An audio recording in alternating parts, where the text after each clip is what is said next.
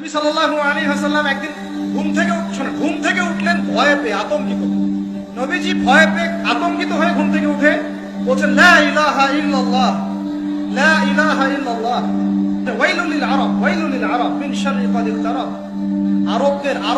আরব জাতির জন্য ধ্বংস, আরব জাতির জন্য ধ্বংস। কি ভয়ঙ্কর ফিতনা ধেয়ে আসছে ওদের দিকে, কি ভয়ঙ্কর ফিতনা ধেয়ে আসছে।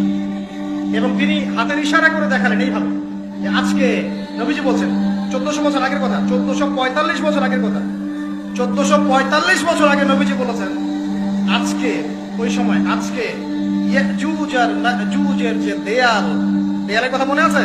যুলকারনাইনের সময় দেয়াল, এই দেয়াল এতটুকু পরিমাণ খুলে দেয়া হয়েছে, এতটুকু পরিমাণ খুলে দেয়া হয়েছে 1400 কত বছর আগে।